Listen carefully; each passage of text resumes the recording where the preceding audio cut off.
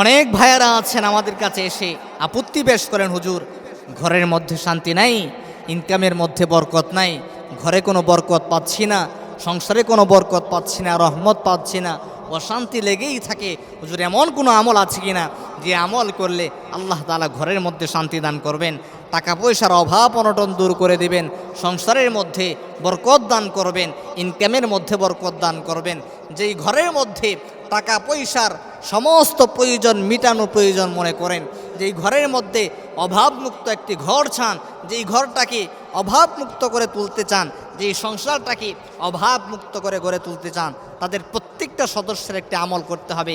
আজকে আমরা নবীজির সুন্নতের উপর আমল করি না, আমরা নবীজির সুন্নত তরিকা অনুযায়ী চলি না, যার কারণে আজকে আমাদের পেরেশানি, দুশ্চিন্তা, অভাব অনটন, ঋণ, সমস্ত ধরনের মুসিবত আমাদের কাঁধের মধ্যে আছে। আমরা বলবো সুন্নতি জিন্দিগি লালন করবেন, রাসূল সাল্লাল্লাহু আলাইহি ওয়াসাল্লামের প্রত্যেকটা সুন্নতের উপর আমল করবেন। রাসূলুল্লাহ যেভাবে চলতে বলেছেন, যেই দোয়াগুলো পাঠ করতে বলেছেন সকাল সন্ধ্যায়, ওই দোয়াগুলো পাঠ করবেন, আপনার সমস্ত ধরনের প্রয়োজন আল্লাহ পূরণ করে দেবেন। প্রিয় ভাইয়ানা, হযরত আবু মুসা আশআরী রাদিয়াল্লাহু তাআলা আনহু থেকে হাদিস বর্ণিত, রাসূল সাল্লাল্লাহু আলাইহি ওয়াসাল্লাম আমাদেরকে একটি দোয়া শিক্ষা দিয়েছেন। আপনি যখন ঘরের ভিতরে প্রবেশ করবেন, এই দোয়াটি যদি পাঠ করেন, তাহলে আল্লাহ তাআলা আপনার ঘরের সমস্ত অভাব অনটন মুক্ত করে দিবেন, সমস্ত প্রয়োজন আল্লাহ তাআলা আপনার পূরণ করে দিবেন, আপনার সংসারে সমস্ত ধরনের বরকত, রহমত, সকিনা আল্লাহ নাজিল করে দিবেন। দোয়াটি হলো, প্রথমত আপনি যখন ঘরের ভিতরে প্রবেশ করবেন, অবশ্যই সালাম দিয়ে ঘরের ভিতরে প্রবেশ করতে হবে। ঘরের ভিতরে যদি কেউ নাও থাকে, পরিবারের কোনো সদস্য ঘরে নেই, তার উপরও আপনি যখন ঘরের ভিতরে প্রবেশ করবেন, অবশ্যই সালাম দিয়ে প্রবেশ করবেন। এরপরে ঘরের ভিতরে প্রবেশ করার সময় একটি দোয়া পাঠ করবেন।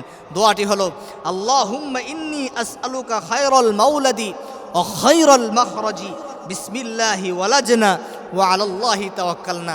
দোয়াটা আবারও বলছি, আল্লাহুম্মা ইন্নী আসআলুকা খায়রাল মাওলাদি ওয়া খায়রাল মাখরাজি বিসমিল্লাহি ওয়ালাজনা ওয়া আলাল্লাহি তাওয়াক্কালনা।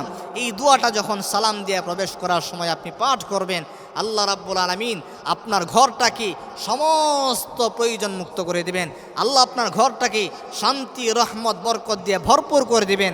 আপনার পারিবারিক জীবনে, আপনার স্বামী স্ত্রীর সাংসারিক জীবনে রব্বুল আলামিন সুখ দান করবেন।